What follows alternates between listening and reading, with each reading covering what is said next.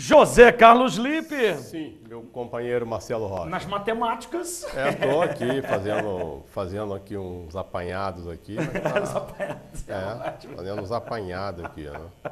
Ah, José Carlos, me lembra no intervalo de eu te entregar um negócio que pediram para te entregar. Tá por bom, favor. obrigado.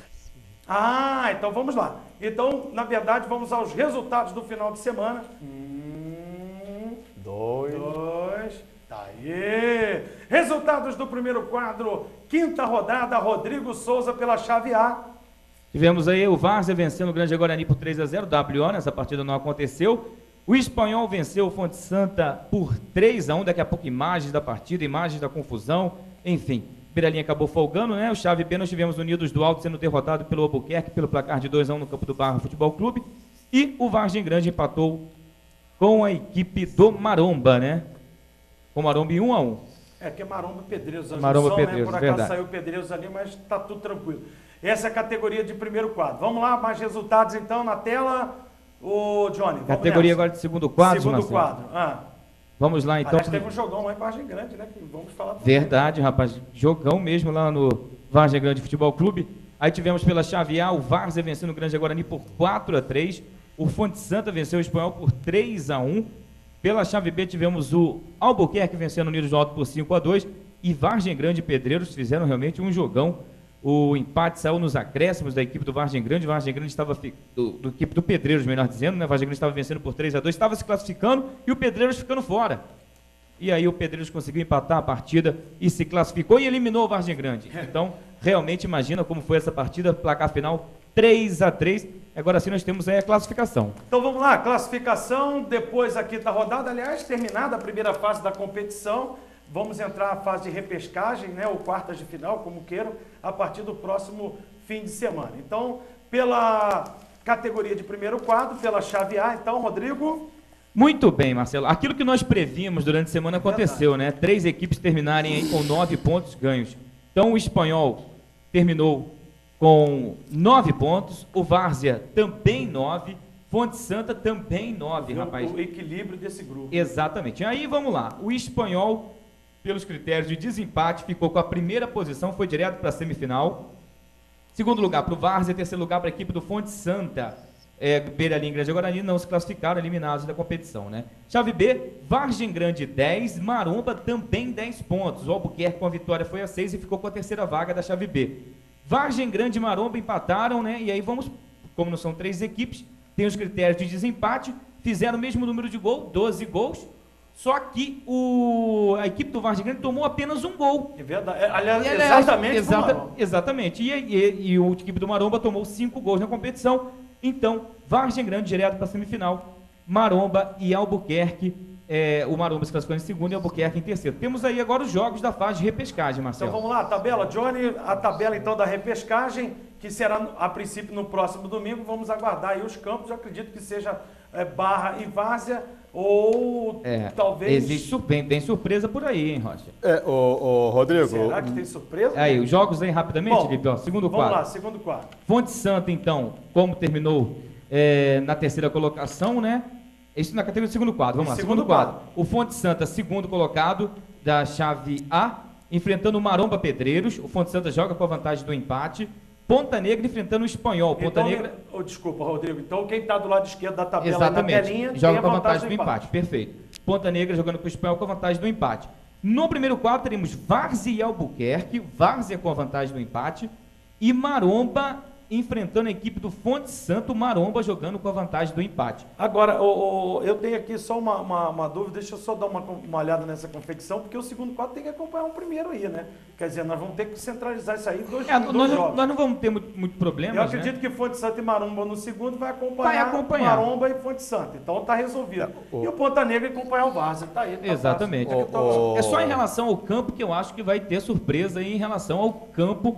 Porque, na verdade, o Maromba, no primeiro quadro, tem esse direito, não tem? Ou não? Eu acho que o segundo tem que acompanhar. Maromba e Várzea puxa o mando, né? Marcelo, eu estava aqui olhando, você estava falando aí, eu estava prestando atenção aqui. O Rodrigo deu a classificação aí, em primeiro o Espanhol, em segundo o Várzea, em segundo o Várzea e depois o Fonte Santa. Mas o critério adotado para que se chegasse a essa decisão?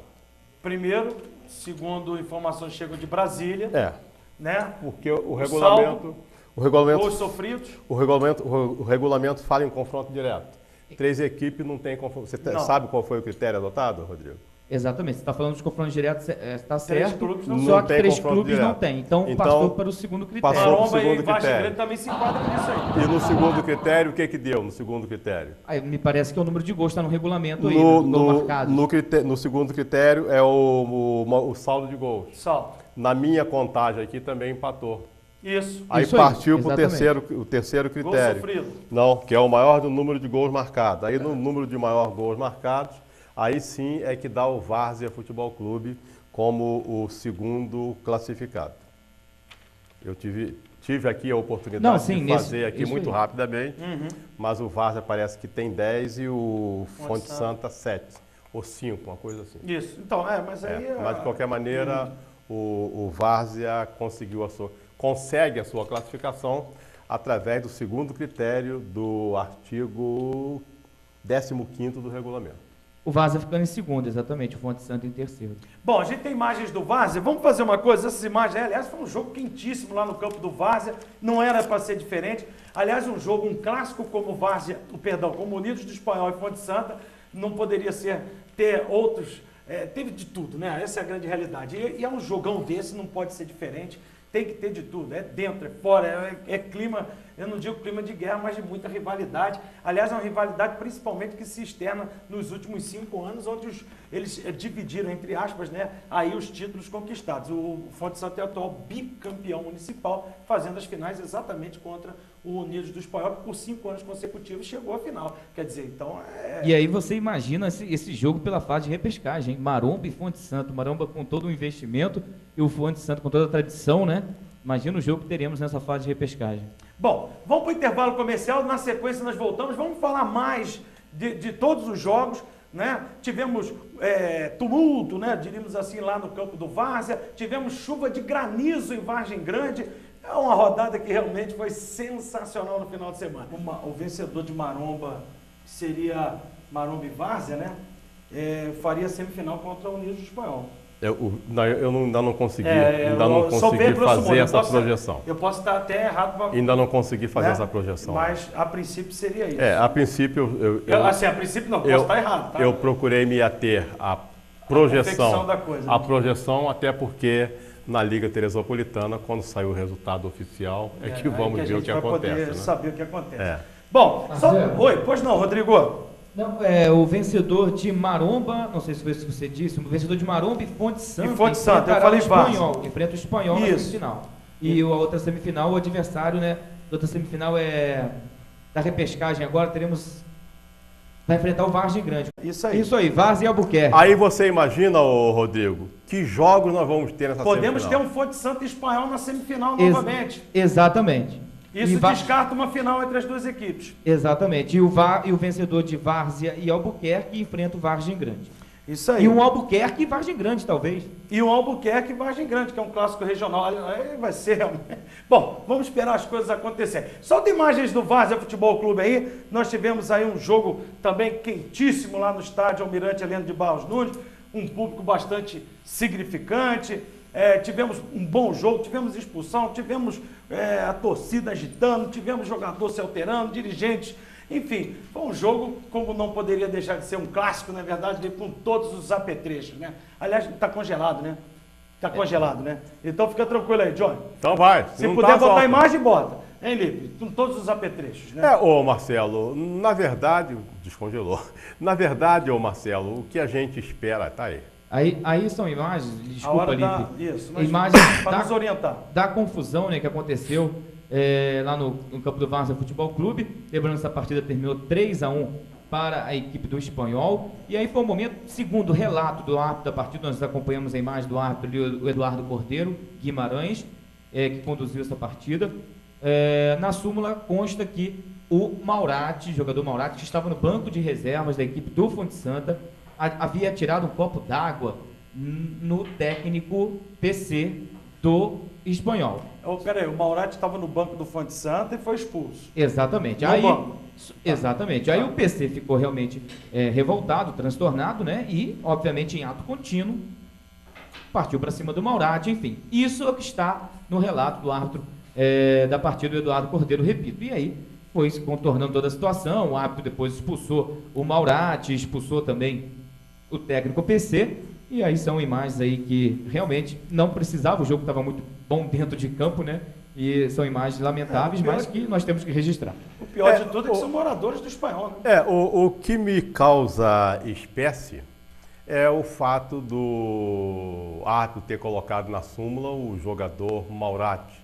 O que me causa espécie é o fato do Maurati, que é um jogador, também é um técnico, uma vez que ele é formado em educação física, ter tomado uma atitude desta natureza.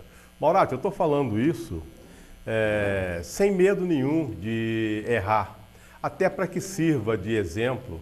Se de fato o árbitro colocou na súmula que foi você, é porque ele viu. Então, Maurati, meu querido, coloca a cabecinha no lugar e pensa direitinho a atitude que você tomou e o tumulto que você poderia ter causado, até porque você é morador do bairro do Espanhol, criado no Espanhol. Então eu acho que é uma atitude impensada. E aí essa atitude, você pode botar a cabeça no travesseiro e imaginar que você poderia ter causado ali um tumulto generalizado. E não é isso que nós queremos, até com uma pessoa como você, o próprio PC, que a gente sabe que é um cara bastante tranquilo, ter que tomar, às vezes, determinadas decisões. Eu acho que uma partida de futebol, a gente costuma dizer que vale tudo, só não vale perder.